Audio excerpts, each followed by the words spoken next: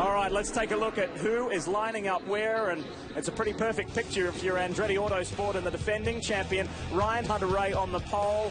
But how long will he stay in front, if at all, because Will Power's right there, and it's been a tough weekend for Will Power, so he's determined to get to the front quick. Look at the crowd in the background. It is a big crowd. In row 2, Tristan Vautier, enormously impressive. This rookie, second time in the top 6. Scott Dixon looking very strong. He's my pick for today. Wally, who do you like as we roll through these positions? You impressed by Kimball? What do you like? I'll tell you what, talk to Mitch Davis on the 83 car. They are about as happy with their race cars they've ever been. Those guys could be tough today, and Kimball was very fast in the warm-up. A few people are saying in the paddock, keep an eye out for Marco Andretti. He's been a little quiet this weekend, just going about his workload methodically. Is he going to be a little bit of a sleeper in the pack?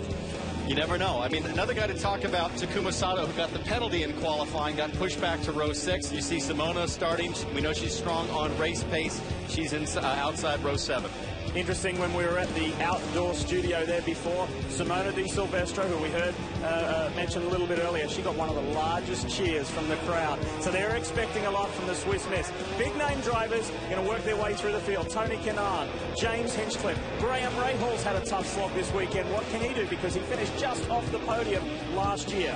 Big surprise for me, Sebastian Bourdais. This is the second race in a row where he's had some struggles in qualifying. I keep waiting for him to pop and show us that 4-time champion speed.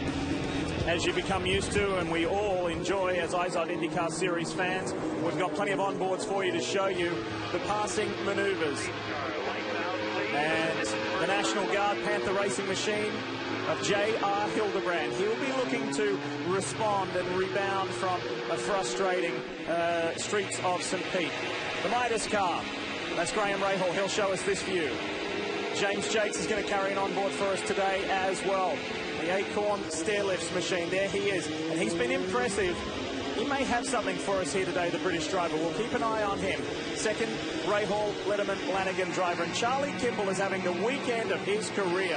He is on a real momentum run at the moment. And how about Mr. Runner-Up? Scott Dixon doesn't like being called second place. So he wants to convert 3 consecutive seconds into a win. He may have to get by this man here, Will Power, who he fought for it last year. So much going on in Alabama. Let's check in one final time before we see green with Jan. Yes, just a quick note on pit road. Today it'll be a 3-stop race unless there was just a tremendous amount of yellow. I think today, Townsend and Wally, it's going to be about tires. It's going to be when do you pick your stops, not necessarily in those windows for fuel, but taking tires is going to be key when they're the best life. I think you're right there, Jan. It is going to be about tires. Remember, Will Power, he pitted awfully early last year, worked in his favor. So, but, you know, they've got a different tire they're working with here this year, so it's a big unknown for everyone. We know that if we were on an oval, heavy wind, strong wind would have a greater impact. Is it going to do anything here, Townsend? Absolutely not. They're running maximum downforce. The cars are incredibly stable in terms of any kind of crosswind as opposed to a place like Indianapolis. So not an issue today with wind. Wally, thoughts on Takuma Sato? Did really well to make the Firestone Fast 6. We know the story. He got chucked out for blocking Justin Wilson. It would have been the first time AJ Foyt Racing made consecutive Fast 6s. Yeah, they've got a good race car this weekend, as they did this last weekend. So I think he's going to be tough. All right, let's pack it up. Let's be tidy, side by side. This is round 2. It's the Honda Indy Grand Prix of Alabama at Barber Motorsports Park, and our series champion is on the pole. Wow, Charlie Kimball was in a hurry, because when you see green, you can go racing. Wow, Vautier's second, Kimball is third. What happened to Will Power? Will Power gets pushed off on the outside of turn 1. He's back probably 5th or 6th place now.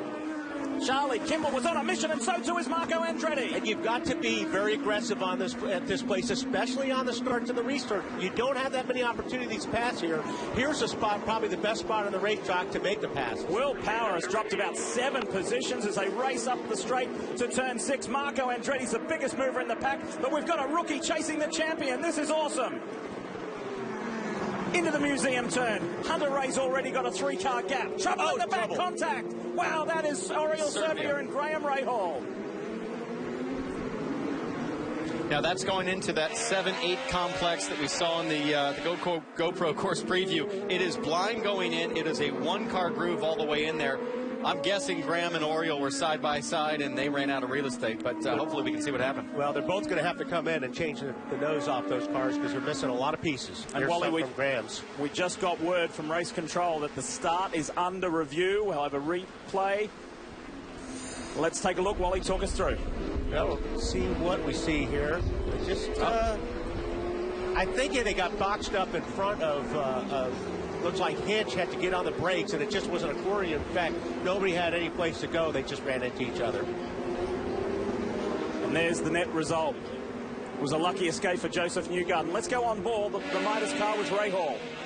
So Graham's just trying to follow in line here. All of a sudden, as you said, Wally, everybody just flat woed up in front of him, and the stack up happened. Nothing he can do. Here's the aerial, Wally. This is the replay of the start. Well, like I said, if the green was out, I think all's fair game here as far as Kimball goes. He didn't really advance on his position there. Look at Will Power. He gets pushed off into the grass. He's got to run wide to avoid contact. Now he's got dirt on his tires. He's fighting for grip in turn 2 here. He's lost 1, 2, 3, 4, 5, maybe 6 spots. Wow, that was Elio getting to the back of somebody. Good driving back there. This is the view from the Verizon Penske Chevrolet, riding with Will Power. Tell you what, Vautier did not give Kimball much room there, did he? And you can see the tire, the dirt on the right front of the tire, like Council said. When that happens, you have no grip. Let's take another look at it. Here from high at turn 2, watch for the white and black car. Power runs off. Look at what a good job Scott Dixon did to avoid him. And I don't think Power really got pushed off. It looks like he just pushed off. Well, I think what happened is he thought that Kimball was going to slide wide, and Kimball was totally clean and tidy and kept it together. And I think Will anticipated, probably thinking, I want more bad luck, 2 races in a row. Tell you what, Marco Andretti emulated his father, Michael. He did a great job with a beautiful outside pass. This is Graham Rahal. How wounded is the Midas machine? Well, they've changed the nose piece on that already. Yeah, so he's just packing up here. He's just in a hurry to make sure he doesn't lose on the restart. Let's show you what he did. That nose assembly weighs about 40 pounds. There's about 4 locking pins that go in. Tell us more, Marty. You were there. And, guys, they did change that front wing, as you just saw. He said the tires were fine. He said the field checked up. I had nowhere to go. Also, Oriol Servia came in. He changed the front wing. And they have some right rear damage for Oriol Servia as well. Kevin? Down here at this end, we saw Ed Carpenter come in to top off, and also Anna Beatrice. Those are the only 2 near pit end. If it's going to happen, that's the best time for it to happen. You still got a whole race ahead of you right now to make it up. This is a track historically where we see yellows every year. You can see Servia's right rear bumper there is slightly damaged. It looks like it's loose and flopping around. The question is there any suspension damage? He doesn't care about that bumper, but he'll be feeling out the car right now, especially in the left-hand corners, to see what the right rear feels like. And they are getting the rear piece off, and they're going to have him come back in. So that answers your question right there, doesn't it, Townsend? Yes. It was. Well, are they saying there's damage? Does he feel like the car's there's something wrong with it? He did not know there was right rear damage. While the crew told him after he left, he said, "Hey, feel out that right rear as best as you can. We may need to come back in and put a rear wing on as well." I'm not sure that piece didn't prevent any more damage, or there would have been, if that wasn't there, may have done more damage. Perhaps. Suspension. It's been a controversial piece, those rear bumper pods. Luckily for Servia, most of the track is right-hand corners, so a lot of the load goes to the left rear, not the right rear, but you do have to turn left occasionally. Let's run down the order here for you. Ryan Hunter-Reay leads, and it's the first time he's led a race since Baltimore last year. Tristan Vautier in the Schmidt-Peterson machine running second. Marco Andretti with a dynamic start to get to third. Charlie Kimball is fourth. Justin Wilson was a good move at 2, rocketing up into the top 5 at the expense of Scott Dixon and Sebastian Saavedra. Will Power. Armand Nigger has moved forward a position to 9th, and Elio Castro Neves is 10th. That was a frantic opening lap. I remember Justin Wilson here last year. He had his hand. I mean, it was fun to watch for us, but it wasn't fun for him. He had his hands full. I think he's got a much better car this year.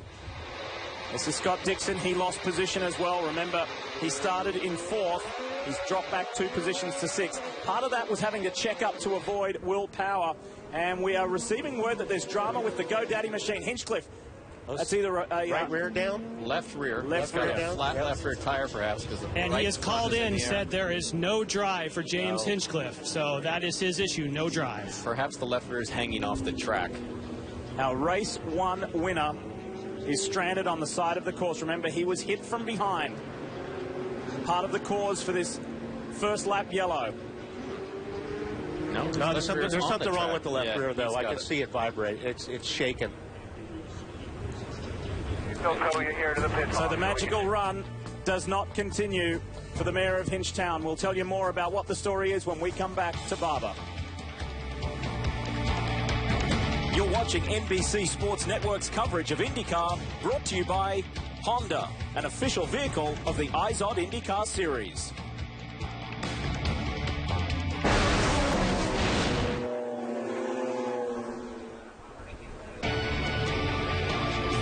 Birmingham, Alabama, the host city for the Honda Indy Grand Prix of Alabama, and has been so for the last 4 years now. Very first motorsport event here at Barber was 10 years ago. Grande Prêmio Sports Car Series back in 2003, but we welcome you back. This is the second round of the IZOD IndyCar Series, and we are not going to have consecutive winners because James Hinchcliffe and his GoDaddy Andretti Autosport machine. Watch the GoDaddy car. You see the right rear come off the racetrack? And like Towns and I were talking at the break, maybe that left rear got into the curb. Yeah, somehow he's got damage to either the wheel or the hub or the upright on that left rear. If they can get him to pit lane, his guys can take a quick look. You never know, maybe you can get him back out there. They just rolled the left rear off it. So. How did they get it off? Well, I bet you the centerpiece is broke. This is Graham Rahal. Marty's there. And guys, you see Graham Rahal coming in. Perhaps our first play of tire strategy today. We talked about the fall off very early in the run on tires. They put on silver blacks on Graham Rahal's car. He's in the back of the field, so what do they really have to lose? And this could be interesting. How much ground can he make up? How much were those other tires worn out in just 5 laps, guys? Like you said, Marty, he's got absolutely nothing to lose. So go ahead and throw the dice. Aren't you surprised, Wally, to see him go with blacks there, though? Well, you know, we talked to a lot of guys this morning. There's a lot of different guys that we talked to that seem like some of them are good on the red, some of them are good on the blacks. I think it really has to do with the way they're set up. Through the order, there's Vautier, there's Andretti, there's Kimball, Justin Wilson, Scott Dixon, back to Sebastian Saavedra, the best of the Dragon runners. There's Will Power. Next one in line is A.J. Allmendinger, and here is Elio Castro-Neves. So you've got all 3 Penske machines running right with each other in 8th, 9th, and 10th. This is not the There's the word. This is not the start that this 26-car field was expecting. So we'll get some speed and momentum get going again. So it's just outside the top 10. Sato, James Jake, Simon Pagenaud has made some good positions. But what about this dynamic rookie, the 23-year-old Frenchman, Tristan Vautier, that black, orange, and white machine? Keep an eye on him. Race control asking everyone to pair up, as Vautier does alongside the reigning series champion, Ryan Hunter-Reay. It's time to go racing in Alabama. Green. Here comes Justin Wilson up the inside of Marco. Marco says, And how about A.J. Allmendinger up the inside of Sebastian Saavedra? He gets around Will Power as well. Super restart from Allmendinger. Power goes off again. Exactly the same spot. Stretching their legs through 3 and up the hill to 4. One of the most challenging corners on this track, and the downhill run to 5. Justin Wilson on the outside now with Kimball in 5. I have never seen Justin Wilson so hot as he's been this weekend. He's normally pretty mellow and calm. He was really boiling about that blocking by Takuma Sato yesterday during qualifying. Watch for the lanky Englishman to be fired up in this one today. And I would say angry is the appropriate word, Lee. He was furious. He got out of his car after that incident happened and stormed to the IndyCar hauler to talk to an official to say, you need to penalize him. Terrific driving so far early for Justin Wilson. I think there's a little bit of anger left over, Lee. Yeah, absolutely, and he'll carry this through as motivation in this race. Now we've got some momentum going. Dixon's out after Wilson. Power is after Allmendinger, and so Castro-Neves. They must be saying, hang on, this picture's wrong. We shouldn't be chasing Allmendinger. Who would have thought you would see A.J. Allmendinger leading Will Power straight up on the opening laps at Barber? Tagliani around the outside of Simona Di Silvestro, and Tony Kanaan is tucked in behind them. Down through 1. There's Castro-Neves, there's James Jakes, and then Dario Franchitti in the orange and blue car this weekend has made good headway as well. Franchitti up to 13th. Down to 5 again. Comfortable, calm, and confident is Ryan Hunter-Reay. That sums up his weekend. They've gone about it very methodically. Pagenaud is chasing after Franchitti. The light blue car there with the dark top is Alex Tagliani. Really ground hard at St. Pete to come away with a top 10 result. And that Barracuda racing team for Brian Herter Autosport wants more of the same here. You know, Tagliani had a smooth and steady run to 10th place at St. Pete. Nothing spectacular. They're looking to get some more momentum going with that Barracuda car this weekend. This is so faster here, you guys. This is what we're talking about when we talked about those G's. These guys are really hanging on through here. I've talked to several drivers, Wally, that have talked about not being able to even turn the wheel at peak load. Once you get into the corner, the steering wheel literally just locks up and you're committed at that point. The white, blue, and green car right there on your screen is Simona Di Silvestre hassling Alex Tagliani. Simona is on Firestone Reds. She was very quick on those tires this morning. She went 16 laps trouble-free on the Reds, all of warm-up on those tires. I'm surprised more people aren't on Reds given the durability of that tire. I'm going to show you a replay. Check out Will Power. Again, coming down to turn one. He's behind Scott Dixon. He's got Saavedra beside him. It is busy. But watch what happens. He's just in the marbles right there. He's a little bit further outside the line than you really want to be in that corner, and I think he just got in the marbles and slipped out. You know, that's a radius you never practice, right? In practice, you're taking a traditional apex line. It's the first time, well, it's the second time now that he's taken that line. I'm expecting him not to do that again. Either that or he's cleaning it off for later. Working it up. Charlie Kimball of the racewithinsulin.com car is up to third. And he's got Marco Andretti chasing out after him. Check this out. Down into turn 5, and this is how Charlie did it. That is nice. He had a little tiny lockup on his left front, eased off the brake pedal to keep the tire rolling, and that was clean. Honda passing a Chevy. And guys, right now in that podium spot in third position is Charlie Kimball up in front of this battle right here. And I talked to him earlier today. He said, yeah, we have a podium car today, but I really just want a top 5 out of this. I want us to start building consistency. He said race day was not a problem for us last year. Our problem was not practicing quick, not qualifying quick. Well, we've done that this weekend, but what this race team needs to do, finish consistently in the top 5. Great place to start. Obviously, they have a very good car. Look at that battle, Lee. Justin Wilson is angry, isn't he? Wilson on Dixon, and Dixon gets pushed wide. Justin Wilson continues to storm forward. He's now in the top 5. I want to go back a little bit what Marty said. That may be what he said to you, Marty, but I'll guarantee you, Kimball wants a victory right now, and they feel like they've got a car that can win. I think a top 5 is something safe to say, but if you've got a car that's really handling well like Kimball, you're going for it. Ryan Hunter-Reay, race leader, and has a very comfortable break. 2.2 seconds out in front. Yeah, that's where he's used to being, number 1.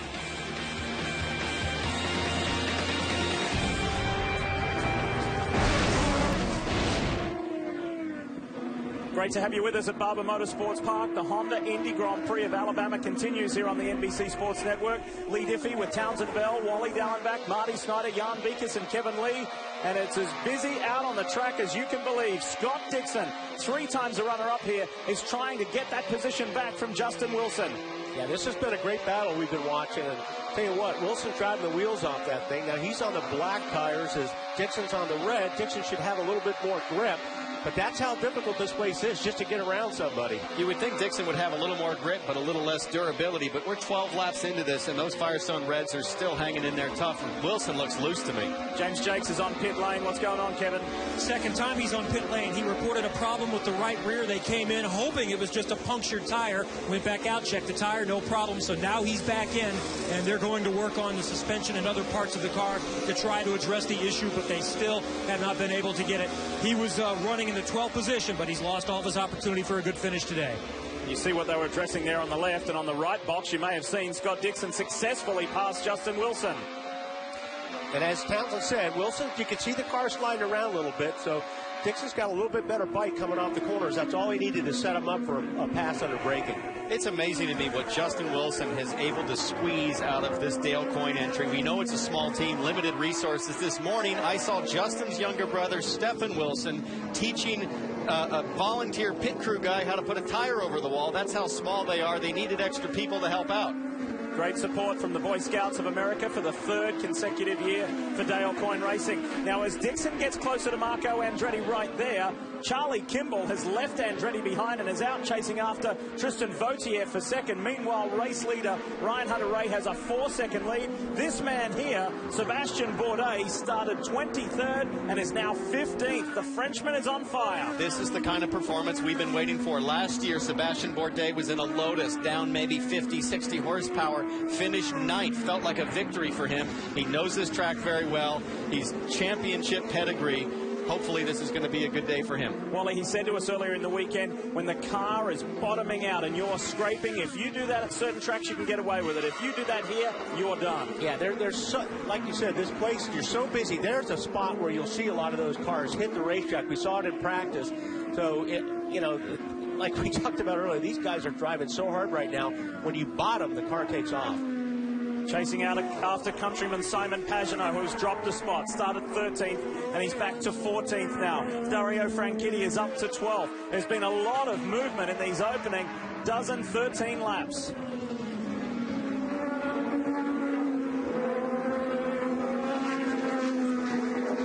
We promised you to tell you more about the Hinchcliffe story, and Jan is there. Yes, the story for James Hinchcliffe is that he's been in communication. You can see him there. They have told him that they will get him back into pit lane at the next yellow. So he's going to stay in the car. They feel it's just the wheel at this point. Kevin? Alex Taglier came in, and they've got a problem with some issue on the rear wing. They came in to address that very quickly. They had a spare rear wing available to change, but they didn't do that. They just ripped off the piece that was dangling. He's back out. Marty? Kevin Graham Rahal put it right in front of them. He said the car just way too loose, so they came in, put on sticker reds. And we talked about them putting on sticker blacks just a moment ago. They restarted 25th, only made it to 23rd, so they didn't gain the spots they thought they would. Once again, nothing to lose, hitting with sticker reds this time. And they're going to experiment a little bit. Like I said, now's the time to do it. Boy, I'm telling you what, Kimball is on fire right now. Speaking of Charlie Kimball, Wally, do you know he finished 12th at St. Pete 2 weeks ago with 6 visits to pit lane? That was an extraordinarily gritty performance. He did not give up. And here, this is something that Charlie has not experienced all too often in his IndyCar career. That is running at the front, fighting for a podium. And he's trying to wrestle a rookie right now in Tristan Vautier. Charlie Kimball, the son of a race engineer, and the methodical engineering-like nature of Charlie Kimball has just been a processional one step in front of the other in his short career in IndyCar. He just continues to make gains. A little bit of communication from Brad Goldberg, his race engineer. They've already forged a really good relationship, and they have just chipped away at this. Got to remember, too, that they're kind of in the shadow of the big names at Chip Ganassi's organization, Dario Franchitti and Scott Dixon. So they just go about it and they work away at it, and this is their time in the sun. Well, Lee, I talked to him about that, learning from those guys. He said that we spent a lot of time in the winter trying to get what their data was and apply it to what we do. And we talked earlier about their battle, trying to get better on Fridays. And it's so much different, Townsend, isn't it, when you can qualify up front and not have to race your way through the field early in a race. Qualifying up front makes all the difference in the world, doesn't it? Massive difference. Having clean air on the front wing, which he doesn't have right now, but at least a clear view. And in a lot of cases, it's easier sometimes, Wally, to be at the front than it is, you know, when you're stuck in the back. There's no question about it. So this is the fight for second. Meanwhile, race leader Hunter Ray is nearly 6 seconds out in front. Further back, though, the Iceman, Scott Dixon, just continues to climb. This is his move for 4th a little earlier on Marco Andretti.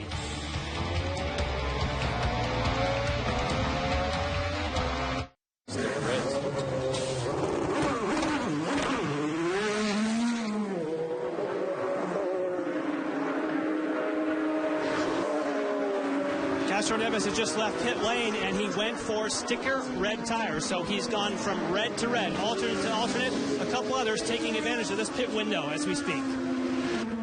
3-stop pit today here at Barber Motorsports Park. Dario Franchitti, Simon Pagenaud. Pit lane is a busy time right now.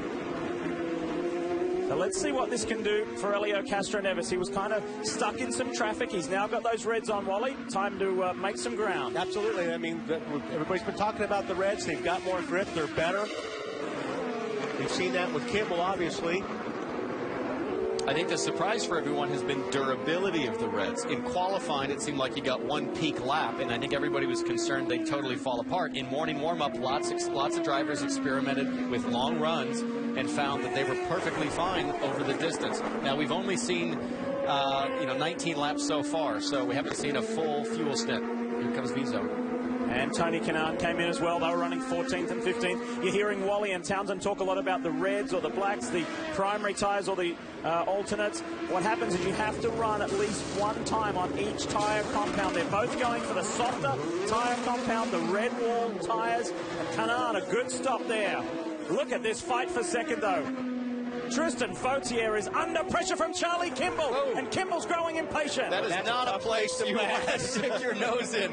Charlie Kimball is looking like, you know, a guy that is just, you know, hightailing it to the front here. It's amazing. He's really got a strong car, doing an awesome job. I think what he's trying to do right now is just fill Vautier's mirrors as much as he can to force Vautier possibly into making one little mistake, just that opening where he can make the pass. Well, the other thing is that Hunter Ray is just fading off into the distance, got a 9-second lead. He's running low 1:10 lap times. Everybody else is in the 11s, and Dixon is coming. Well, I'll bet you if Kimball does get the pass, Vautier, I know it's close to the pit stops right now, but he would, you know, just take off. So I think Vautier is holding him up. Sorry, Marty. On that little move we saw a moment ago, Mitch Davis came over the radio and said, all right, dude, settle down a little bit. Just calm down. He knows his driver very anxious to get to the front and get that second position as well, guys. But he told him, take a breath. Very close to our pit stop. Don't force the issue now. Yeah, but as Townsend said, I mean, it's easy to say over the radio, but when you're looking in the mirror and you're seeing a car all of a sudden fill your mirror up, you know you're being held up. You want to get past that car. Guys, there's no guarantee of a yellow. There's such thing of a green-to-green run all race in this series now, like we had last year at Mid-Ohio. Jan? The case for Tristan Vautier, and you can see how close that is right now. Talk to Alan McDonald, his engineer, early in the stint. He says, we're just taking it easy, trying to manage the tires, but right now they can't manage anything. They have to step on it and try and keep Charlie Kimball behind. Again, tire management. There you see Alan McDonald on the left of the screen making the calls for the rookie. Why not bring Kimball in right now and get that stop done? Get him out of and this. hopefully get him out of that situation and back in front of Vautier when Vautier makes his pit stop. Get him out of this traffic, get him out of the pressure with Dixon coming from behind, calm him down and send him back out with some fresh tires. But this has been an inspirational drive from Charlie Kimball, the best we have seen in his IndyCar career. Watch this replay. So he's chasing Vautier. Coming through this flat-out chicane, he's going to dip a nose in here. And you know what? I wouldn't be surprised if he was just flirting. He was just showing it in the mirrors, getting Vautier's head. Oh, you see Vautier get sideways there. Folks, when Charlie popped his nose on the inside there, that's at 160 miles an hour. This is high-speed stakes. Meanwhile, they have got a big deficit to make up on Ryan Hunter-Reay. The lead is almost 10 seconds to Michael Andretti's man. Now, what Charlie Kimball's got to be careful of is pushing that hard to try to get by. You are burning up more rubber. He's losing downforce being that close to Vautier. He requires more mechanical grip to make up the difference. That puts extra strain on the rubber. Let's reset the order for you. Hunter-Reay, Vautier, we ride with Kimball, Dixon, Marco Andretti, Justin Wilson. A.J. Allmendinger is still in 7th with a great drive, and he's come back to open-wheel racing. Power, Sato, and Saavedra. The thing is, going back to that, Ryan Hunter-Reay, his laps, he's just clicking off 1:10:43 seconds. These guys, because they're racing, are a lot slower. So, like you said, they're losing ground to the leader right now because they're battling so hard.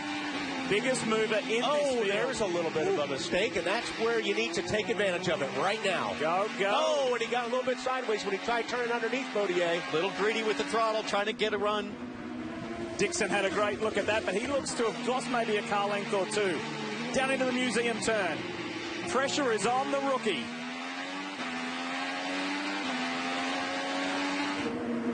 Or maybe not, because he's showing us that he's pretty handy. But that's what Kimball's doing the right thing is, I think, keeping that pressure on. Here we go. Now, last time this worked, he showed a nose, and Vautier got loose coming up over the hill thinking about it. That time, Vautier keeps it clean and tidy. Who's going to head to the pits first? Neither of these guys. We're in that first pit stop window. Vautier's really good through these last 2 corners. You can see he pulls about a car length on Charlie Kimball. This is one of the spots where Vautier's a little bit better. Go ahead. Irrespective of the result, Wally, as you well know, this is the kind of racing when these guys get out of the cockpit, they say, boy, that was fun. Kevin? First IndyCar pit stop for A.J. Allmendinger. It's also the first time over the wall for the air jack man and also the fueler. Smooth pit stop. They worked 5 straight consecutive laps in the final warm-up today. Not only getting A.J. comfortable on pit stops, but getting this crew. They all have IndyCar experience, but many of them in new positions. Saavedra for Dragon Racing. And an error. Confusion. They had an issue in St. Pete with the pit stop as well. Somebody on the left rear, a little bit of miscommunication. Saavedra did the right thing to hold up, make sure that they were all okay and out of the way. Here's our race leader, Ryan Hunter-Reay, in the DHL machine, and he boasts an 11.5-second lead. This has been clinical. What What an awesome opening stanza. Of course, we did have a full course yellow on the opening lap, but since then, it has been smooth sailing for Ryan Hunter-Reay. Hunter-Reay is exactly where he wants to be, out front, clean air. Here comes Vautier in, lap 24 on those reds. They're ready for new ones. Now, it's going to be interesting to see how these guys get in and out of the pit lane and see if maybe Kimball's stop is a little bit better. Okay. Easiest place to pass somebody, Jan, is in pit lane. Absolutely, and they're going to go for the black. In fact, those are sticker brand new black sidewall Firestones they're going to go with. That is waiting on fuel, but a little bit slow getaway. That almost got to 10 seconds. They had it done around 8. That might be enough. This is what you're talking about. You hit the pit speed limiter line, you remove the pit speed limiter, and now this is the hard part, that next turn 2, cold tires. Something that caught the man in the orange car in the middle there, Dario Franchitti, out 2 weeks ago in St. Petersburg, Florida. He's being hounded by Simon Pagenaud, two guys who had rough weekends in Florida, and they were both disappointed with qualifying performances here yesterday. It's Ed Carpenter in the Fuzzies car. They need to try and get by Ed if they can, when they can. And you're talking about guys who are running 11th, 12th, and 13th. The fight is on. Dario's made up good positions here today. Nobody's made up as many as Sebastian Bourdais. He has been the biggest mover in the pack. Will that play out when we get to the end of today's 90-lap race? Fast approaching third race distance. This is Marco Andretti in for his first stop of the day. So too Bourdais in the background. Wide open up here. Wide open. 3, 2. Marco Andretti comes to his pit stall, guys. Kind of bottomed out or kind of settled out there in the top 10. They're going with black tires. They're going to go with the primary tires. These are scuffed tires. A little bit long time on the right rear for Marco Andretti as he leaves pit road, Jan. And Simona Di Silvestro finishing her service. And that is a little bit quicker. Although, again, a little bit of a slow getaway as looks like Bourdais gets by on the outside. Building back to speed and slotting back in just in front of Takuma Sato there. We're back on board with Charlie Kimball. Now this right here, if this costs Kimball some time because he's trying to get around Anna, this is good for Vautier. Very good. And he dives to the pits. And the reason why Wally was saying it's good for Vautier, because the outlaps and the inlaps are so crucial. Marty. What an amazing Sunday drive it's been for Ryan Hunter-Reay. As you would imagine, he has not said a word on the radio, wanted no changes on the car at all. Their interesting strategy, if it was under green, they put on a scuff set. That's what they did. Scuff set of blacks for Ryan Hunter-Reay. Meanwhile, for Charlie Kimball, he's on pit road. It will be sticker black tires for Kimball. Those reds coming off. What a terrific first hit for Charlie Kimball as he leaves pit road. Right in front of him, Justin Wilson pitting. Sticker reds going off for Justin Wilson, who pits, running in the 6th position. A little bit of a hang-up there, Townsend. Did they have all the fuel in, or did they wait they on had the an left issue front? on the left front. They had a wheel nut issue on the left front. Now, Kimball's outlap is going to be critical. Oh, boy. That's Vautier. So Kimball has been able to beat Vautier out. Great work from the Race with Insulin crew. Vautier was pushing as hard as he could. He knew it was going to be close because he, too, had a little bit of an issue, a hiccup, maybe a second on that pit stop. Kimball, though, his tires are still going to be cold. He's on blacks, a harder compound. Vautier could catch him quite easily. So both Dixon and Kimball have leapfrogged Tristan Vautier. Now, the hard part about cold tires is not only is the temperature of the rubber cold, it lacks a little bit of grip, the tire pressures are down, especially when you go into this next section. Very high speed, the downforce compresses the car. You got to be careful. Opening round of stops still continue. Waiting for Will Power, who stayed out, waiting to see his first stop. Can he convert this race today into yet another victory in Alabama?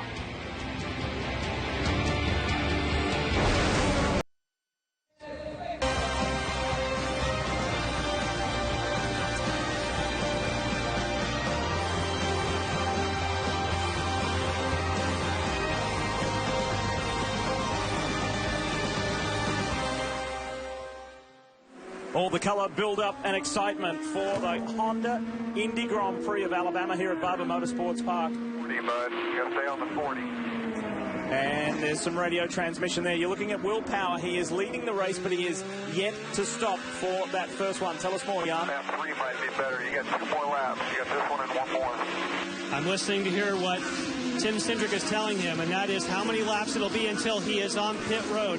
And I believe what they're trying to do now, with a couple laps to go, they're trying to change their strategy and make it in 2 stops. They're going to need some help with yellow, but I think because he went off the course on the start and the restart, they changed their focus and now went into fuel save mode. Jan, you're watching Justin Wilson. On the very end of his stop, the team dropped the jack too early. The right rear was not fully on. They had to put the car back up, get the right rear on. He came in 6th, fellas. He is currently running 19th, dropped all the way back in the back of the pack. And that's only going to spur on that anger that he had earlier in the weekend as he gets by Graham Rahal. Down into the museum turn. So we heard Tim Cindric say 2 more laps to Will Power. Let's closely monitor that, because the long-time race leader, Ryan Hunter-Reay, as they stand with his first pit stop in hand, is only 5 seconds behind him. It's amazing. Will Power has 30 laps on these red tires. He's going quicker than Hunter-Reay on new black tires, fresh black tires. His pace is incredible, and he's saving fuel. That's how fast he is. Corner entry, he's off the brake. He's coasting the car a lot, getting great mileage, and going like a champ. Before today's race started, Will Power has led 124 out of a possible 270 laps at this racetrack. His history around this 2.38-mile circuit, Wally, is unbelievable. Yeah, he's been the man to beat. There's no question about it. At a lot of places, he's been the guy to beat. So it's interesting that they're changing their strategy here. It may work out for him big as he hits pit lane. So, Lee, we're looking at in and out laps here. This is a great graphic to have so we can compare how well do they do on their final lap before they come into the pits, and then what is it like on cold tires, full fuel coming out. And Townsend, if you look at your scoring monitor, add 29.5 seconds right now to Will Power, and that's about where he will slot back in if everything goes according to plan. If they're on a 2-stop strategy, they're going with scrub blacks. They're going to stay here and get every last bit of fuel to be sure they get it, and they do. Wow! A full tank of fuel, 7.8 seconds. But now, if they get some help, it'll be 2 stops. So based on what Jan's saying, he should come out around 8th spot. Right there in front of Dario Franchitti, so he's going to snatch 7th place. Is Will Power. That was productive work from the Penske team. Now, the Reds were so good for Will Power. Does he try to short stint these? I don't know. He's maybe looking at a 2-stop strategy, so maybe he's got to stretch the blacks for another 30 laps. That may be a little bit more difficult. Tristan Vautier, you may have noticed, has been shuffled back. He's been pushed back from not only Simon Pagenaud, but also Dario Franchitti. So the revised order is Hunter-Reay, Castro Neves, Kimball, Power, Dixon. Then you can slot into that group there: Will Power, Dario Franchitti, Simon Pagenaud, then Tristan Vautier. A lot of pressure right there from Franchitti. It's been a pretty gritty drive from Dario today, hasn't it? He was frustrated to the max yesterday after qualifying, not advancing through to the Firestone Fast 6. And this has been a come-from-behind drive. You know, we did our research and went and talked to Dario. I spoke to his father. I know, Marty, you talked to Dario personally after morning warm-up, trying to figure out, is there a story behind the struggles he's had? And Marty, what'd you learn? Well, he told me, you know what, I flat messed up the lap in qualifying. It was completely my fault. I botched the lap I should have been fast on, and you really only had 1 lap with these sticker reds trying to go fast, trying to get in the fast 6. He said, we've honestly had a fast car all weekend. We struggled a little bit. We know the direction we didn't need to go, but the qualifying lap, that was all me. We have to make it up in the race. And I asked him before the race, guys, can you win from starting in 17th? He said, no, but you never know what can happen. Look at him right now. What is he in the... Currently, he's in the 6th position, isn't he? So, yep. So the lowest grid spot that a driver has won here at Barber is 9th. That was Will Power last year. Wally, in the old days, if you messed up and you were hard on yourself, I mean, that meant like a second for me. I lost a second in that corner. We're talking 2/10. That's how tight this is. Yeah, I mean, you know, these guys are always driving angry, and that's how you have to attack this racetrack. I'm a little bit surprised Franchitti hasn't been able to put a little bit more pressure on Will Power, because he had the warmer tires and he's on the reds.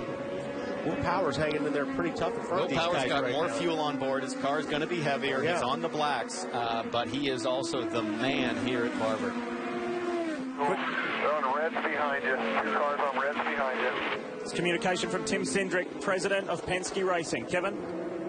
Ed Carpenter came in and topped off a couple of times in that early yellow. That's moved him from last up to ninth, and he is going to try to get home on one more stop. So they're going to have an opportunity to have a pretty good finish here. They'll need a little bit of yellow, but they've got an opportunity to essentially make this into a two-stop race, plus the 2 early top-offs. They came in now because the tires were worn out. They could have gone a couple of laps further on fuel. Ed was really pleased with how much he has improved on road/street course racing. His performance at St. Petersburg was a dramatic improvement, and he's going to continue to get better and better. He's only been racing on road and street courses since 2006. Good job. Just keep watching those tires. Keep protecting the tires. That's the message to Ryan Hunter-Reay from the Andretti Autosport camp. Look after those tires. Here's Helio Castroneves. He's got 8 more laps on his tires than Ryan Hunter-Reay has, but he's firmly in second place. And currently circulating 2 3/10 quicker than Hunter-Reay. Charlie Kimball maintains a fine 3rd spot. You may have noticed the blue-rimmed wheels on the Ganassi cars, all 3 of them, Dixon, Franchitti, and Charlie Kimball, and they emulate the blue circle, which is the International Diabetes Foundation global symbol for diabetes. It's the whole Race with Insulin and the Race with Insulin Unites initiative across all of the Ganassi racing platforms this weekend. We'll tell you more about that the next time we see Charlie. For this man here, it has been a Sunday cruise. Ryan Hunter-Reay, 8.5 seconds out in front.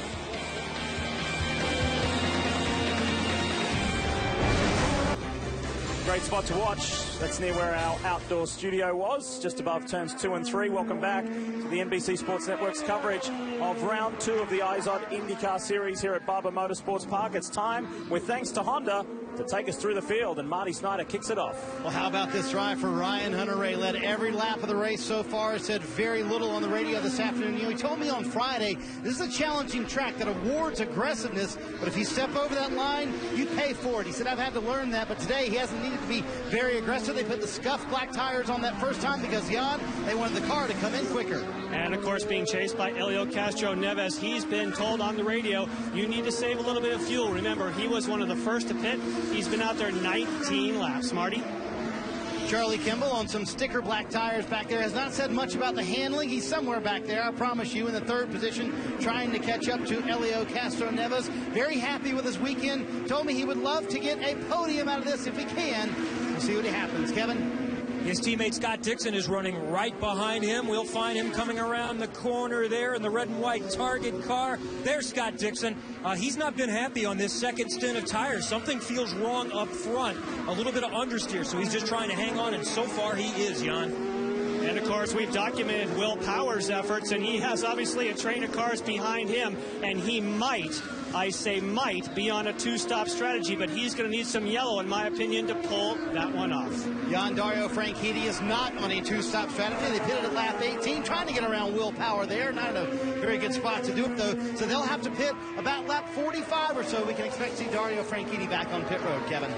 Simon Pagenaud has worked his way up to the 7th position. He started 13th, but keep in mind, he would have been quick enough in his group. He was in group number 1. If he was in group 2, that would have been 3rd quick, and he was confident coming into this race that he could run with the leaders, Jan. And his teammate Tristan Vautier, of course, one of his big concerns being a rookie was fitness. He said this track absolutely just wrings it out of you, and said I've been kind of pacing myself, making sure I have something for the end of the race.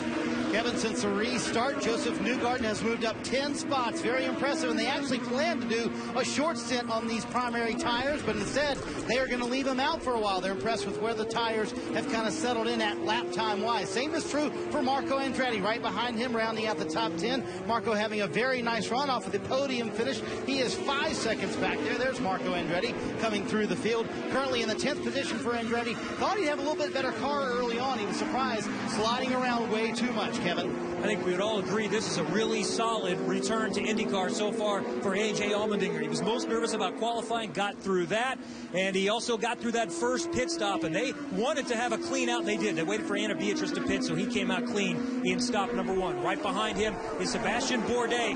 Allmendinger, one of his former rivals in Champ Car, the 4-time champion, may have started in the back, but he felt like he had a good car, so nobody in the Dragon area is really surprised that they've been able to work their way up through the field, Jan.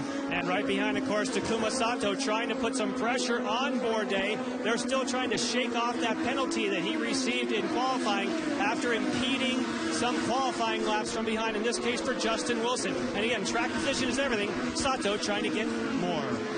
Well, Sebastian Saavedra currently in 14th, coming off the 20th place finish at St. Pete. The car, he screamed on the radio before the first stop, way too loose for Sebastian Saavedra. They did make several changes to it. It's gotten a little bit better, but he is clearly way behind there. You see him in the white car, almost locking up the brakes right there. Right behind him, Justin Wilson trying to get another spot from Sebastian Saavedra coming through the field. Remember, after that bad pit stop, restarted 19th. He's looking all around Sebastian Saavedra, trying to get one more position. Currently, Justin Wilson in the 15th spot, Jan. Simona Di Silvestro would love to close that gap that you can see now behind Justin Wilson, but her car is getting loose. She's called in, it's getting loose. They say, you've got to hang on to it. Can't do a thing until we get into the pit window for fuel. Amazing, because this car has been just dialed in most of the weekend. Now she's battling. Tony Kanaan back in the 17th position, trying to hang on to a race car that's sliding all over the place. As it's getting warmer, clearly the track changing. A lot of these guys trying to chase the track as well. TK trying to gain one more spot. And Oriol Serbia is behind him. They wound up never changing the rear wing because of that bumper. The right rear bumper still kind of flopping around out there. They thought they would lose too much time and too much track position if they did change it. Kevin? J.R. Hildebrand running in 19th. He started in the 24th position. He was hoping for better things here. They had a good preseason test. Felt good on Friday and Saturday morning. Qualifying did not go the way they wanted it to, but they still feel like they have an opportunity for a good finish today. Right behind him is E.J. Viso. It's a big year for him. It's a great opportunity. He said, I just need to trust the team. I have the speed. I need to find the stability and attack when I should.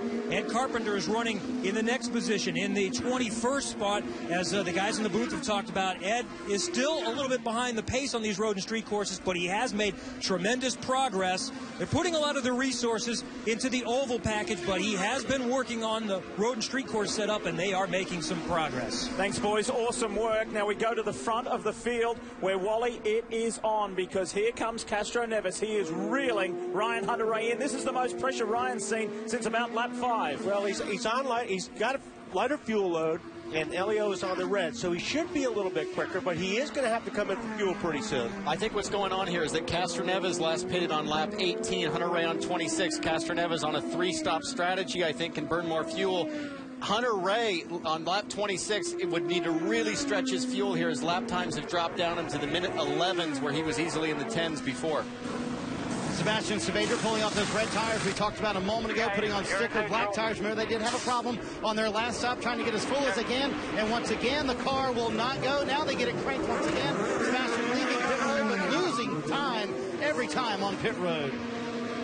Frustration for the young man for Dragon Racing. Elio is in. Second place, Castro Neves for Penske is in. 4 tires and fuel. 4 tires and fuel. You heard John Erickson say it would be 4 tires and fuel. 3, 2, 1. And what they're going is they're going with scrub reds. Bring the revs up.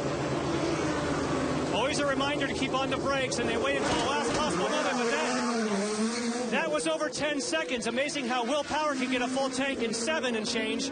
For Castro Neves, it took 10. Frank Kitty is in from a top 10 run. Has he got dramas? He seems to be running very slow. Speed. That is below pit speed. He could be out of fuel. Possibly, yeah. I don't know, though. He last pitted on 18. We're now at lap 42. That's only 24 laps. Yeah, he was the same as Castro Neves. And look, there's some issues. Yeah, guys, something's wrong with the car. The team is talking to him. It's an electrical problem. Dario just told the guys it is an electrical issue. Dario's selling him. It's in neutral right now, but the engine is not running correctly, so they're going to take the back cover off. And how can they afford this championship-wise, guys? Finishing last week, and a problem again this week for Dario Franchitti. Unbelievable, isn't it? For a 4-time champ, race leader is in. Here's Hunter-Reay. And Ryan Hunter-Reay gets these sticker black tires, or scuffed black tires off for scuffed red tires. Once again, Mike Landretti making the call with scuffed tires, hoping they'll come in quicker. Keep this in mind. They have a couple of sticker sets still in the pit box for Ryan Hunter-Reay. Should he need it, he leaves pit road once again. No changes to the car. And that was Castro Neves coming down. Kevin, tell us about Dixon. he's happy to have this opportunity because the car was not to his liking with the handling in that segment, but he was able to hang on to position. He'll get in with a routine stop. This is scuffed red, scuffed alternate tires in this segment for Scott Dixon. I tell you what, it is on at the front in this one here at Barber Motorsports Park. How quickly was Ryan Hunter-Reay able to get out? Here comes Takuma Sato for AJ Foyt Racing. And this is a case where they're going from black primary to red alternate for Takuma Sato. These are also scrubbed. And wow, that was quick, but it can't get into gear. Fuel is done, but there's no drive. Oh, a clutch issue or some sort of gearbox-related issue for Takuma Sato. Wow, what a bad break. Every time things seem to go right for Takuma Sato. And this just feels like an eternity when you're sitting there. Here comes Kimball. So on pit stop cycle, Kimball has inherited the lead. I'm not sure if it's legal or not, but I just ordered a pizza for Hinch because I think he's still sitting down there. Tough day for our opening round winner. It has been a day to remember for this man, Charlie Kimball. Will it work out that way? Back in a moment.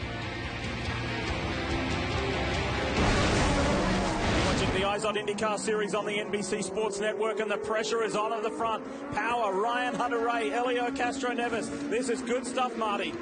Race leader Charlie Kimball pitting here. They actually lost a lug from the left rear tire. It shot down pit road, so they may have lost a little bit of time. Interesting, though, a lot of guys wanted to get the black primary tires off. They put another set on, so we'll see how that plays out in the race. Kevin?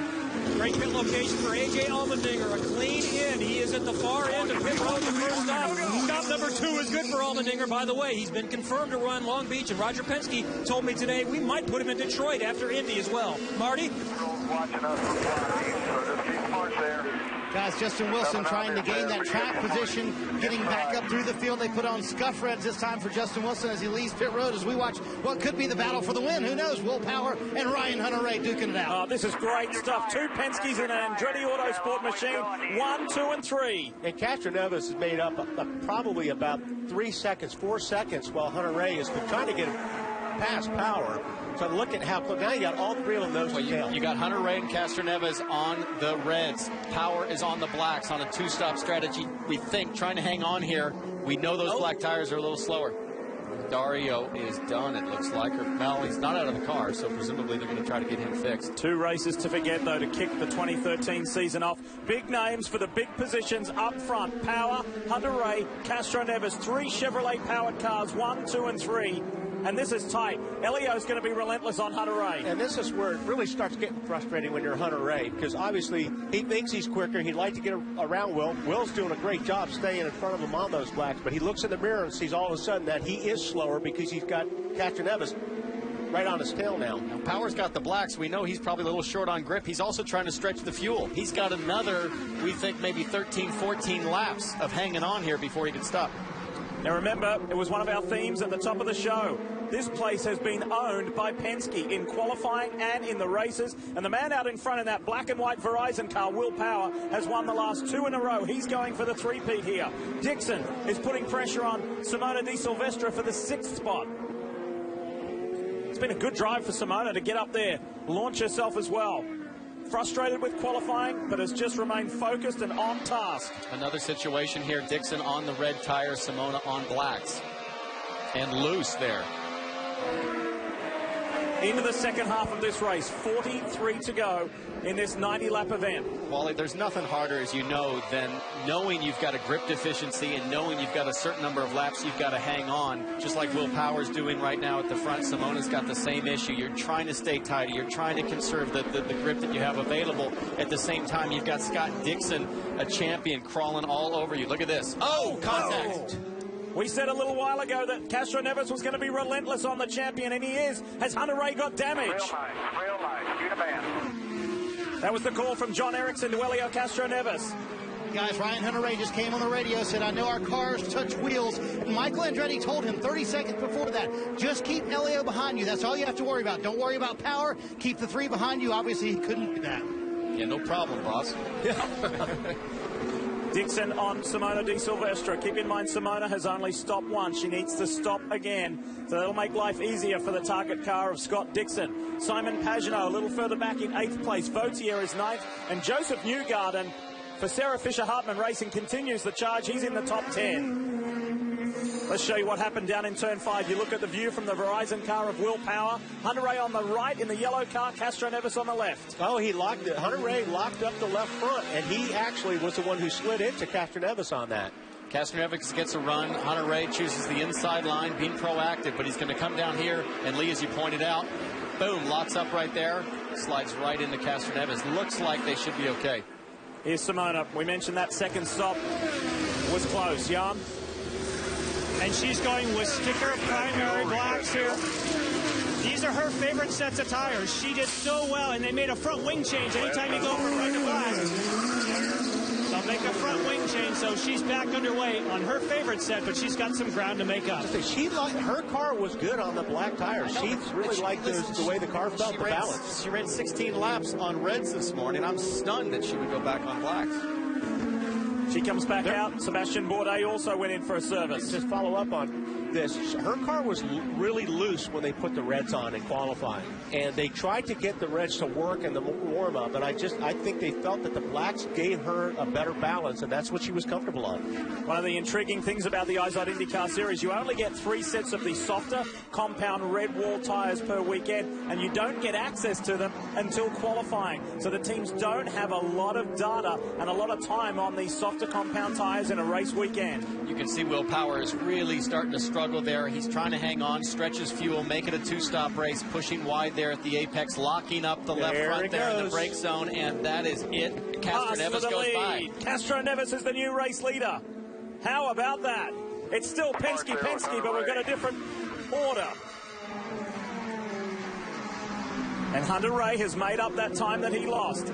Now he gets another shot at Will Power. Going to be a sense of urgency here for Hunter-Reay. I've got to get by because I bet Elio's going to disappear in the distance. Back in fourth and a good distance back, some 9 seconds is Charlie Kimball in fourth, Dixon's fifth. Of course, you've documented that Will Power was trying to save some fuel. He's about 6 laps away from coming onto pit road, but that's still short of what you want to make a 2-stop race. So things are unraveling, in my opinion, here for Will Power because he has to back off. He's got intense pressure from behind, and I'm not sure they've had enough yellow for him to make it in 2 stops. Totally agree, Jan. He went 31 on his first fuel stint. He needs to get to maybe laps 59, maybe another 8 laps here. And all the while, this is playing out beautifully for Castro Neves. Hunter-Reay on the push to pass right there. He's got that sense of urgency. Well, I'm surprised he used it because he wasn't that close, but he knows he's got to stay with Elio. And I'm not sure Power's going to make it as easy on Hunter-Reay as he did on his teammate. You get 10 opportunities in this race to use the push to pass. This is the fight for second between Penske's Will Power and Andretti Autosport's Ryan Hunter-Reay. And as Townsend said, Castro Neves is just checking out right now. Anyway, if there's no yellow. Quick reminder about Verizon streaming. Download the IndyCar 13 app. Simply call ** Indy or search the App Store or Google Play. Of course, only from Verizon. This is good, and it's not going to go away. We have to just briefly, but there's going to be so much more action when we come back.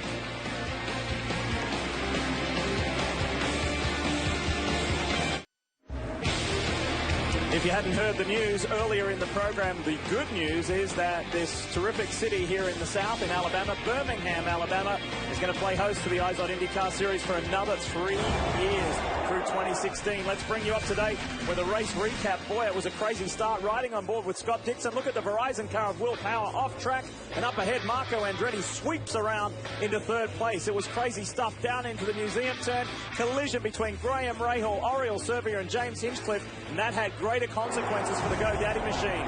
Let's scoot ahead to lap 17. There has been action, action, action. Charlie Kimball on the rookie Tristan Vautier, almost trying to pull off a move at one of the fastest places on this track. This battle was one to remember. Let's go to lap 43. Almost the halfway mark of this event, and you'll see Simon Pagenaud make a move on Dario Franchitti, and we believe it is a broken header for the number 10 Ganassi machine. Tell us more about this car, Marty. Well, and Lee, I can confirm it is a broken header. They actually thought it was an electrical issue. They got the ECU fixed. He lost all power, but it is a broken header for Dario Franchitti. This is twice this season for the Honda engine, so I think they're going to have a little bit of research to do here in the next few weeks. Can you believe what must be going through his head? He's a four-time champion. Last week, 2 weeks ago, he finished 25th. He's 25th today at the moment. Look at this guy go. He got by Will Power. He's gapped him 8 seconds almost, 7.1 seconds so far. Hunter Ray's got to be desperate to get around. But here's the thing. Okay, right now they pitted. They're only one lap separate on when Catherine Nevis last pitted and Hunter Ray last. Did Hunter Ray come in earlier than usual?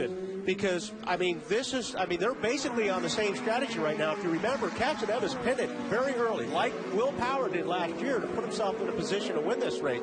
If this goes the way it looks like it's going, Catherine Nevis is in a great spot. Because earlier, Wally, to your point, there were 8 laps difference in terms of their run between Hunter Ray and Castro Nevis. Now there's only 1 lap difference. And guys, they did pit a little bit earlier. They wanted to do a short stint on those primary tires, so they got the red, softer compound tires on. They felt like that would be better for Ryan Hunter Ray on these last couple of runs. Yeah, but now he's hung up, and like Townsend talked about, he's losing about a second a lap to Catherine Nevis. Hunter Ray is. First, second, third all have one more stop. There you have it. This is the fight for second. Meanwhile, is Charlie Kimball starting to gain a little bit of ground on these guys? We'll look for that racewithinsulin.com Ganassi machine in the background. It's Ganassi, in fact, 4th and 5th. 6th is Simon Pagenaud. That has been a storming drive today. Vautier, his teammate, is 7th. Marco Andretti is 8th. Justin Wilson is hanging tough in 9th. And Joseph Newgarden is in the top 10. There's Pagenaud. He's gaining ground on the Ganassi machines. Watch that HP car for Schmidt Hamilton Motorsports. This has been a really impressive drive from the Frenchman. And it's really what we expected from him at St. Pete. Didn't quite get that. They had the mechanical issue, and they've been slowly marching their way back to the front. A lot of people have been saying, Townsend, Wally, Pagenaud, he's got the sophomore slump. No way. If you know Simon Pagenaud, that guy doesn't allow himself to get in a slump. No, he's all about constant, intense improvement. He analyzes every performance, every lap, all the data. He works very, very hard, constantly improving. Now, here's a guy still waiting for pizza, our points leader, Wally. Talk about never giving up. He hasn't gotten out of the car yet. He's still waiting to get that yellow that hasn't come. Yeah, that's a tough spot to be in. I mean, obviously, you know, I don't know what they can accomplish even if they got the car back on the racetrack at this point. There's so many laps down, but very frustrating for Hitch. He's right out in the middle of the circuit. You can see the turn 5 hairpin there. You can see the back straight heading up towards 9, 10. And the season that started out so beautifully for Michael Andretti and his Andretti Autosport team, the GoDaddy team, it's all taken a 180-degree turn here. However, he still has one man in the mix, and that is Ryan Hunter-Ray running third. Tell us more about the GoDaddy car, though, Jan. Well, we can talk to Craig Hampson. Why have you left him out so long in the car? Well, they changed the rules this year as regards to the points. Every position is worth a different in points. So we were waiting and waiting and waiting and waiting in the hope we could get the car back so that we could get back out there. Obviously, now it's past half distance. There is no way for us to improve position. We've got other reasons. We want to make sure that everything's okay with the car before Long Beach. We'll probably pull the plug here at some point, but he's been in good enough humor to stick with us, and so if we get an opportunity to run the car again, we'd like to do so. And in fact, the whole crew has stayed in position here on pit lane, waiting and hoping they'll get another shot. Guys, as we watch the battle of Hunter Ray trying to get around Will Power again, don't forget, we've gone green this whole time. This is a track that is more physical than probably any other place on the schedule, Wally. These guys have got to start feeling that right now. Yeah, I would think so. You're absolutely, there's no place to really rest on this racetrack. So you're right. 4 different race leaders here today at Barber Motorsports Park. Charlie Kimball, Elio Castro Nevis, Will Power, and the car we're looking back at, the yellow DHL Andretti Autosport Chevrolet of Ryan Hunter-Ray. Just 32 laps to go. 2/3 of this race have gone, and we've had plenty go down here in Alabama. And it looks like Kimball and Dixon behind these two guys are starting to make up some ground here as well on these two. Well, we know Will's in fuel save mode. He's not doing what he's capable of in outright pace, so they're going to catch up. No pressure behind Simon Pagenaud as he focuses on that red target machine. There's Pagenaud in the HP Honda, riding with Dixon. And this is something Scott's not used to seeing. No disrespect to Charlie Kimball, but he's not used to seeing that race with insulin machine ahead of him. There is no reason to think that Charlie can't continue this now at every event through the rest of the season. One of the most difficult tracks, he is showing that he has got top form. Charlie Kimball has stood on an IZOD IndyCar podium before in Toronto, but he's not run at the front this often in his career. This is a huge shot in the arm. It's a huge boost for him. This is massive. Pressure down in turn 5. Hunter Ray as close as he's ever been to power. Dixon is as close as he's been to Kimball. Look at this. Ryan Hunter-Ray dropped the right side wheels off the track on the grass before trying to get around Will Power and couldn't successfully do it. These guys have been at it forever, Wally. Yeah, that place is, unless somebody slips coming out of that last corner, it's really a tough place to make a pass going into that next one. And Hunter-Ray knows. He's been there before with Briscoe, if you remember from a couple years ago. He stuck his nose in there. It ended in tears for both of them. Race lead is 10.8 seconds to the benefit of Helio Castro-Neves, the man who won the very first race here at Barber. Power's in. So enough's enough. Now, Will Power, I'm quite sure, is going to want those red tires back. And it looks to me, Townsend, as though he has gone far enough for this to be his final stop. But when he gets back out, he'll still be in fuel save mode. He will not be able to stand on it because they're right on the edge of making it. He will, Jan, but he'll be on red tires. I'll be really curious to see what the lap times look like. Reset your fuel. Now you'll hear this neutral. This is a neutral rev limiter. And he got into gear very quickly. That was a problem they had in the last race. They've been practicing all weekend, so he's quick in the pits. But now he has to save fuel big time. So cycles back out as we get into the final third of this race. The Honda Indy Grand Prix of Alabama. Don't go anywhere. Can Helio get his second win here?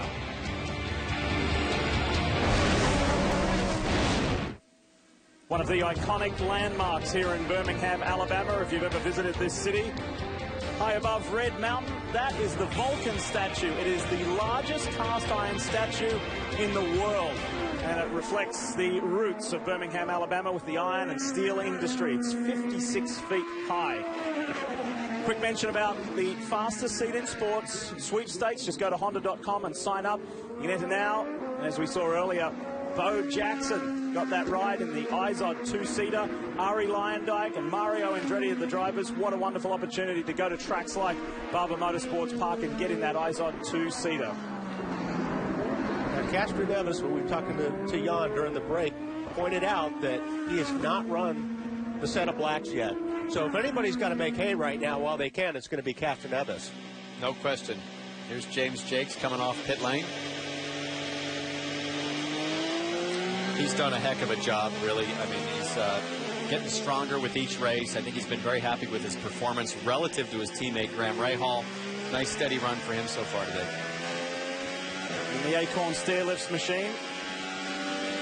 And I think we have yet to see the best of James Jakes in the IZOD IndyCar Series. Here is AJ Allmendinger. Final stop for his race, Kev. Flawless stops to start. Roger Penske gave a thumbs up to the crew after each of the first two stops. He was supposed to test in Indianapolis. Oh! The car stalled. The car stalled. They get the starter out, and they're going to lose precious time on pit road. He's been running close to the top 10 all day. They will get it restarted here. He has been struggling most with that 8th clutch this weekend. Don't know if that was an issue there, but that's going to lose him a lot of track position, but it's not catastrophic. We'll get back out and run some laps. Well, that's, I think, what they were worried about. And you can see AJ, he's beating himself up right now about it. They're talking about a guy that's putting a lot of pressure on himself. And as Kevin said, that's going to cost him quite a bit. Don't know whose fault that was. You see Kimball go blowing by there, so it's going to put AJ, looks like, a lap down. And that's just one of those things of time in car, time in the machine. It could be, or, there's been so many issues today with gearboxes and clutches at St. Pete and things like that. I don't necessarily going to put that on AJ right away. I've got to find out what happened. He's back in the heat of it, though. Here he is right beside Scott Dixon. He's on cold tires. You know what's going to be fun is to see a mad AJ Allmendinger, see what kind of times he can throw down on sticker reds. I've been on the golf course plenty of times with AJ when he does a bad drive, and he gets pretty angry. So he is fired up right now. I just think by his reaction, that was his mistake. Yeah. So up front, 9.1 seconds in the lead, Helio Castro-Neves. One thing on that pit launch, Wally, I didn't hear any revs. I didn't hear like he pinned it on the limiter before he dumped the clutch. He's used to big, heavy stock car. You got the experience there with all the torque, so maybe he thought back to the old days. Dixon's in. That was the call from Mike Hull in this lap. Still position 1. Okay, right around these guys. On the board. Concentrate on flare. Just caught some radio traffic, and Scott Dixon wanted to come in a lap sooner. Remember, last year, he was the car to beat, and they got caught in traffic in their last stint. So we'll see where he comes out on track here, but it's a routine stop, and they had sticker reds to go in this last stint for Scott Dixon. And it was very comfortable to beat the guy that he was fighting with out on the track, Simon Pagenaud, out of the lane. So status quo as far as positions with those two drivers. Castro Neves' lead has dropped in half on that last lap. It's down to 4.8 seconds. It is, and he should have to pit soon. Out goes Bourdais, out goes Newgarden. All clear. They're good to go to the end of this race. And Tony Kanaan in. Take your fuel.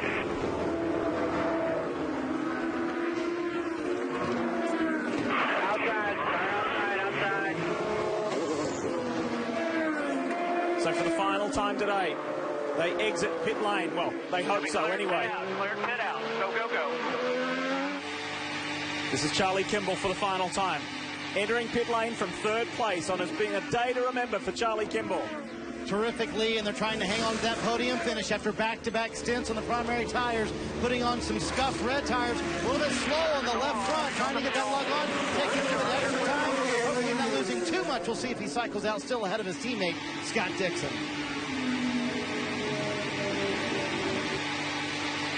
Boy, it's going to be close, Marty. Dixon is really up to speed, and I think he's going to lose that spot. Tristan Vautier, who was really in the thick of it earlier on today. They also were a team, and you may see as he swings out that Castro Neves is now getting ready for his stop.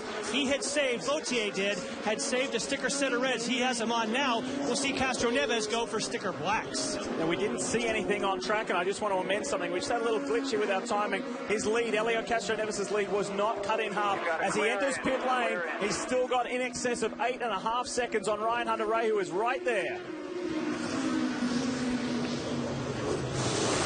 And he's going to need that 8.5 seconds. Again, John Erickson on the radio. For some reason, he has to wait. There's something going on with Castro Neves to where it's taking him longer today to get fuel, and that cost him a lot of time on pit road. Yeah, that cut that 8 seconds down to about half, y'all. Yeah. And as the guys behind him, there's a quick stop for Ryan Hunter-Reay, sticker red. So this is going to be a great duel. You've got Elio Castro Neves on those sticker primary tires, and you've got Ryan Hunter-Reay on those sticker red tires. Should be very interesting. Marco Andretti also on pit road, his car coming back to life here in the second half of the race. He too, sticker reds here on this last stop. We have been green since lap 7. This has been a hard, long, frantic run. And this is where the pit in and pit out really make a difference on this part of the race right here. Simona Di Silvestri in for the final time. And she has also saved herself a sticker set of reds. Sato is pitting right ahead. Remember, Sato had trouble getting away, and Simona needs to know that. They add weight, and now she's got to swing around. Just enough room for her to get by. So Sato out ahead of Simona Di Silvestro. This is the scramble to home. 22.5 laps to go. We've got Justin Wilson currently in second, but he has to make another stop. This is going to come down to Castro Neves, Hunter-Reay, and a power. Where will it filter out as far as Dixon, Kimball, Pagenaud as well? Do they have a shot at the podium? There is Elio Castro Neves in the AAA machine. He was the first of the front runners to stop way back earlier in this race. Is that strategy going to work out for him to the end?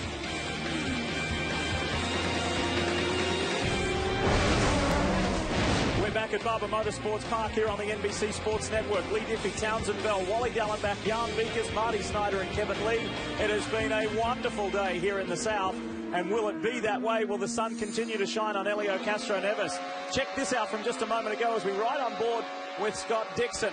And this is Will Power up ahead. Big inside move. Key overtaking point. Turn 5. Simple as that.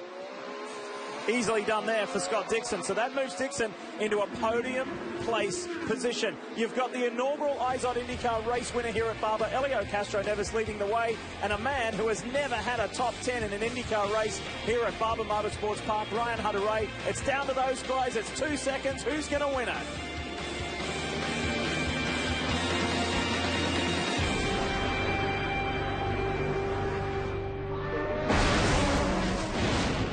Fight continues at the front. Helio Castro-Neves in the AAA Penske Chevrolet versus the DHL Andretti Autosport Chevrolet. It's a race for the two at the top. However, keep an eye in the background for Scott Dixon in the Target Chip Ganassi machine as we finally see an empty and vacated GoDaddy Chevrolet for Andretti Autosport. James Hinchcliffe, his day is done.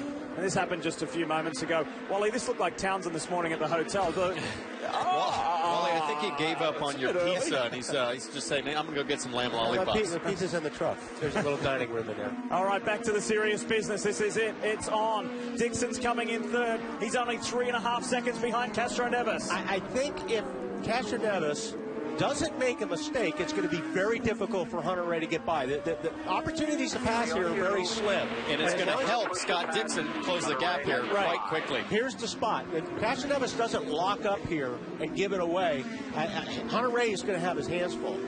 You want to know how good Scott Dixon is at chasing the rabbit? He started 20th at St. Petersburg 2 weeks ago and finished 5th, the highest placed Honda. He is still the highest placed Honda in this race, chasing 2 Chevrolet powered cars, 3 different teams in the top 3 positions.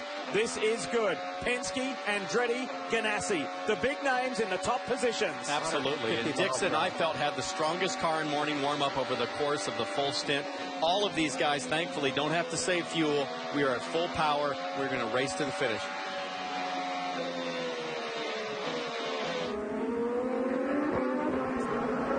Through the final turn onto the front stretch yet again. A little further back in the pack is Charlie Kimball fighting for 4th place with Will Power. Pagenaud is right there in the mix as well. Marco Andretti running 7th. Justin Wilson in 8th. Vautier 9th. And Joseph Newgarden in 10th. Incidentally, Sebastian Bourdais, Joseph Newgarden, biggest movers in this race today, making up 12 spots from their starting position. And if you're in Castro-Neves' position right now as a driver, it's very nerve-wracking. You know the guy behind you's got better tires than you do, and you've got your hands full. You're watching your mirrors as much as you're watching straight.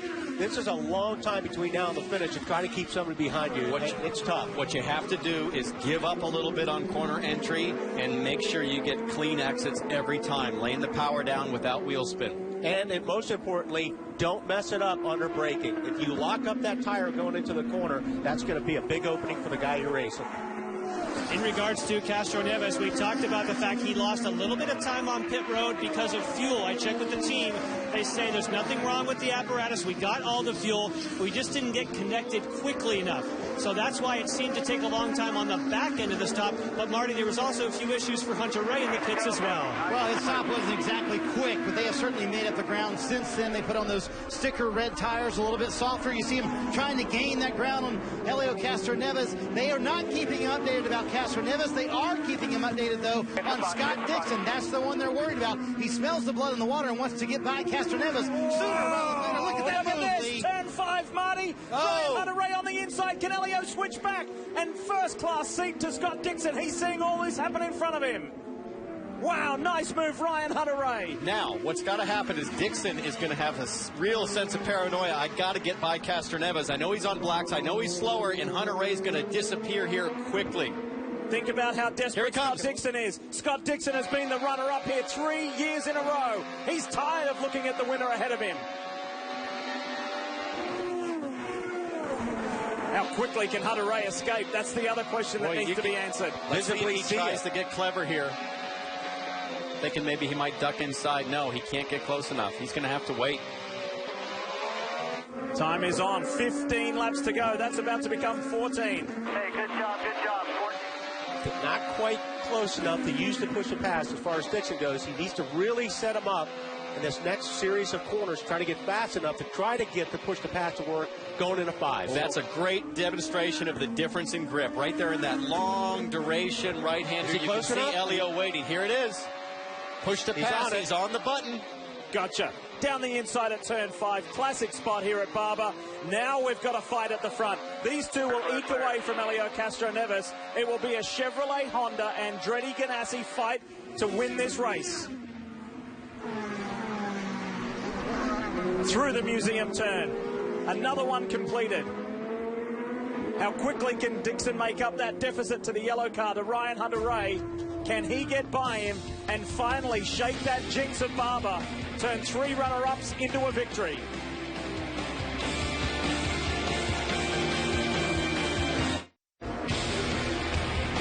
This incredible racing venue created by Mr. George Barber more than a decade ago is the biggest philanthropic act in the history of the city of Birmingham and the state of Alabama. It is amazing. When he is no longer with us, we hope it's not for a very long time, this will remain the property of the state of Alabama and the city of Birmingham, which is a wonderful gift from George Barber. We love visiting here, and we're going to be coming here for a lot longer through 2016, a new 3-year deal done for the IZOD IndyCar Series. We're looking at race leader Ryan Hunter-Reay, who boasts just a little bit more than a 1-second lead over the target Chip Ganassi pilot Scott Dixon. This will be fascinating over the final 10.5 laps. We're right on board with Charlie Kimball, and Charlie, while we were away, got by Will Power for 4th place. This is really important stuff for Charlie Kimball to be fighting with guys like Will Power. This is how he did it. That was a great move right there. He set him up, and he stuck it in there. That's just aggressive race car driving right there. That's like a slide job at 140 miles an hour. And I think they put themselves in a little bit of a box, staying on those blacks too long. Whoa! That was, that's brave. I don't know that was premeditated. I'm not sure why Will had to slow up so much. I know he's saving fuel, but that was a really early lift. Team manager Mitch Davis, race engineer Brad Goldberg, team principal Chip Ganassi all said, Charlie, this is your 3rd year. It's time to step up and deliver, and they are. Charlie Kimball is showing us a Charlie Kimball like we have never seen before. Well, Lee, I think there's a lot of pride in Mitch Davis, and is this the best drive you've ever seen from him, Mitch? Yeah, we had a couple good runs last year, but we worked really hard over the winter. You know, our boss isn't very patient. He wants to see some results here. And Charlie, this team, everybody, I mean, the target team helps us. Everybody works together as a team. And this thing's on rails today because we're all one big team and we go racing forward all the time. I got to ask you, it's really come to life again on these reds. You kind of wish now you wouldn't have done the back-to-back stints on the black primary tires? Well, because we qualified so well, we didn't have enough reds, so we had to run those 2 sets of blacks, so we shortened it up as much as we could, and we just unleashed him on this set of reds. We'll see what we can get out of this race with Insulin, Novo Nordisk, Charlie Kimball race car. What an impressive day for this bunch. Right now, currently, Charlie Kimball, 4th, guys. And you know how deep the Kimball family Ganassi story runs? The reason why Charlie runs the 83, as we get to the battle, look at this between twin Frenchmen. Bourdais on Vautier. This is good stuff. Vautier had to yield a little earlier to Joseph Newgarden, who incidentally is up to 9th and has stormed away. And now Sebastian Bourdais wants to break into the top 10 for the 2nd consecutive year.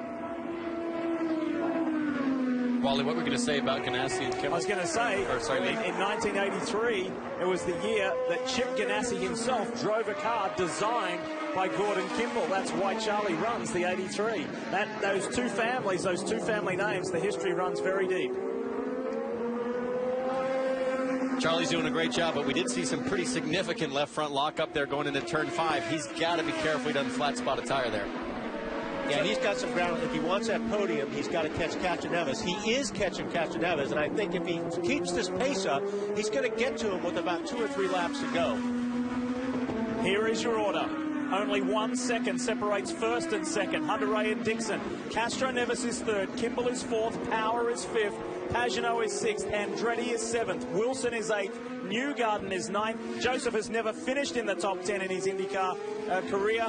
And Tristan Vautier, who we're watching now, is trying to keep Sebastian Bourdais, a 4-time open wheel champion, out of the top 10. Lee, we are going to see some exhausted racing drivers. It has gone green for 82 laps, 8 laps to go. These guys have got to be just flat slam, Wally. Yeah, and you can see they're just hanging on to these cars right now. What's been great to see is the difference between the Firestone Reds and Blacks. We're seeing some difference here. It's making the racing absolutely fantastic. Brilliant, just brilliant. It has just mixed it up. On board with the Acorn stairlifts machine of James Jakes, the day has not worked out the way that he would have liked it to. But as we said earlier in the show, this young English driver has got so much potential in the Ray Hall Letterman Lanigan car, and we're going to see a lot more of him this year. The National Guard machine for Panther Racing of J.R. Hildebrand. J.R. at the moment is running in the 17th position, trying to push as hard as he can to get a top 15 if possible before the day is out. On board the Midas machine, the second Ray Hall car, Graham Ray Hall, and another gritty performance just like he put in at St. Pete.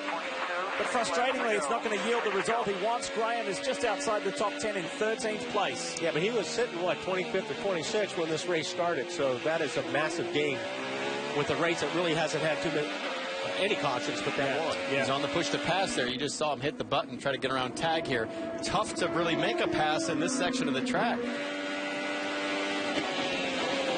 And you guys mentioned the rough start to the day. 2 pit stops before we were 20 laps in for Graham Rahal and a wing change. And when I talked to him Friday, he said this car was just terrible. He said when I was steering the car, it was steering me instead of me being able to steer the car. But they have made drastic improvements on it during the day. And as you said, gritty, gutty finish today for Graham Rahal. They're trying to get close to the top 10. Won't quite get there, leave it. Nonetheless, an impressive day. Yeah, Marty, he's in the same position he finished in at St. Pete. He's trying to go one better and get that 12th. Speaking of a couple of positions ahead, this is Vautier and Bourdais, the 2 French drivers, one a rookie, one a superstar.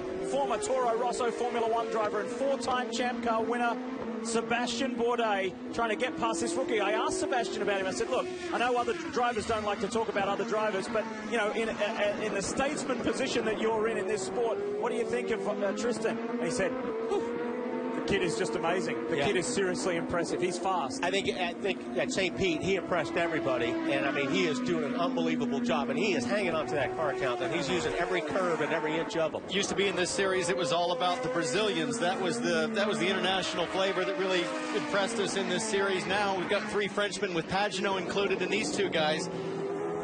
Where'd the French guys come up from, Wally? What up with that?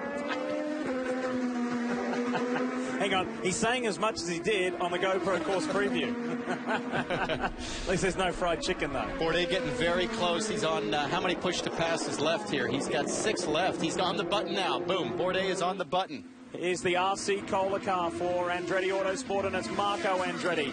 Marco is running 7th. Remember, he got a podium at St. Pete 2 weeks ago. That'd be a 3rd and a 7th if he remains where he is. That's a super start to the season for Marco Andretti. He said we made a big deal about him going to Rob Wilson, the driver coach in the UK. I spoke to Marco earlier in the weekend, and he said the biggest thing is that he identified where and how I was over driving the car. And when he brought it to my attention, it was so simple, and now it all makes sense. Does that mean something to you guys? Well, interesting to help. Bourdais off the track. Pushing too hard, perhaps. He's going to lose 3, 4, 5 spots there. Comes out behind Rahal, ahead of Viso. Yeah, Viso's take a little time to get that dirt and gravel worked off those tires. This is what happened down to the museum turn. He just got a little loose there on the brakes, entering the 7-8 complex. That really tricky situation. Did a great job to not spin the car. Keep it going in at least the right direction.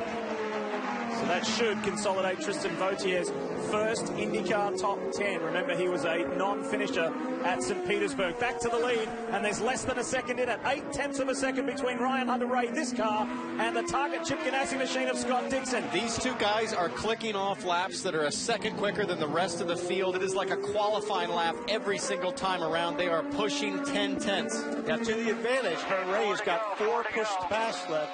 Dixon only 2. That could make a big difference here on the closing laps. A couple of our big storylines coming in here. Will the Penske domination continue? We know the answer of that. Well, in 4 laps' time, we will have confirmation of that. The other one was, this man we ride with has had 3 runner-up spots here. Could it be 4? He will go out of his mind if he doesn't win this one. Turn 5, Hunter-Reay locks up. He's feeling the pressure. So too does Dixon. Yeah, when you see somebody lock the front up in front of you, that's just like smelling blood. That just gets you up even more. I mean, these guys are running for everything they're worth. And Scott Dixon's results here have been similar to the last few seasons in the championship. As you said, second to last 3 time here. And in the championship, he was within reach, third the last 3 years, the runner-up in 2009 since his second title in 2008. Trying to pick up one more spot here today, Marty. And it's interesting, Kevin, on the radio, Michael Andretti, about 10 laps ago, was giving the gap between Scott Dixon and Ryan Hunter-Reay. About 4 laps ago, he stopped giving that gap. Sometimes drivers, right, you don't want to know the gap because the gap is shrinking. You don't want to tell your driver that, correct? Yeah, well, or you can look in the mirror. But you're right, Marty. You just got to try to stay focused on this thing. Some guys like a lot of that chatter. They want all that information, but there's some drivers that don't. They just want to focus in on what's ahead of them. Well, I'm watching closely here. It sure looks like Hunter-Reay starting to slide around just a little bit more. Michael Andretti and Ryan Hunter-Reay are used to pressure situations. Just take your minds back to Fontana last year for that championship decider. Ryan hadn't led a lap and hasn't won a race since Baltimore last year. This has been good to be back here for him, to be at the front and setting the pace. But he has got a 2-time series champion breathing down his neck in these closing 3.5 laps. Not sure they're going to catch. I think that was Saavedra in front of them, but obviously traffic can make a real play in here. Hopefully it doesn't. Yeah, I don't think they're going to catch it. We've talked a lot about fitness and the physical demands of this racetrack. Here we are with 3 laps to go. We've gone 87 laps of solid green. This is exactly why these guys ride the bike. They swim in the pool. They're lifting weights. They're working every part of their body in the off season for this moment right here. Start, finish, and overtake at off of 9. Down into 1. Just 3 to go.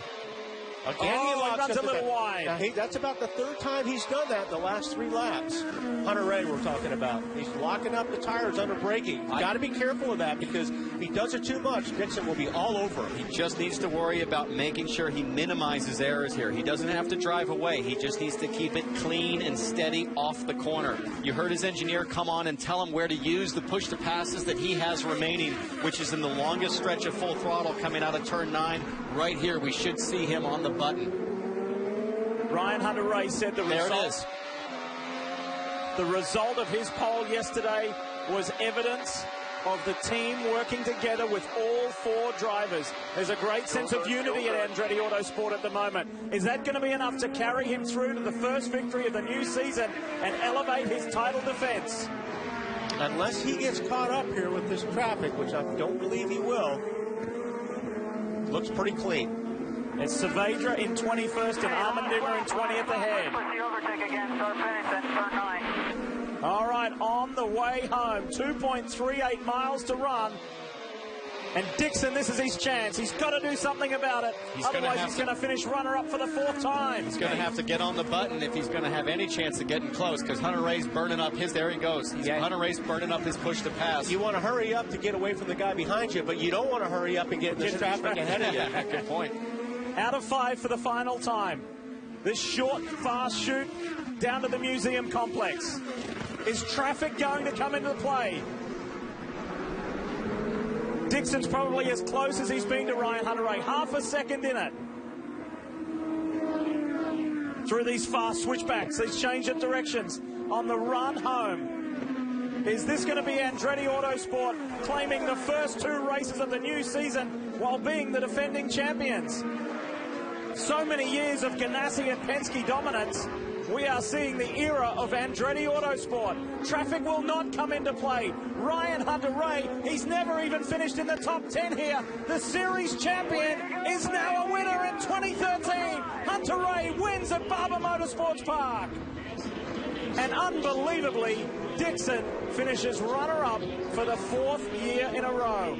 That shows you just how much it was their race. Penske, the dominance is over, but Helio Castroneves will be on the podium. This is exactly why Ryan Hunter-Reay is a champion. He had adversity at St. Pete, and he bounced back. He did that all last year. Every time things got tough, he came back strong the next weekend. Let's go to the Andretti camp. Marty's there. Well, Michael's listening to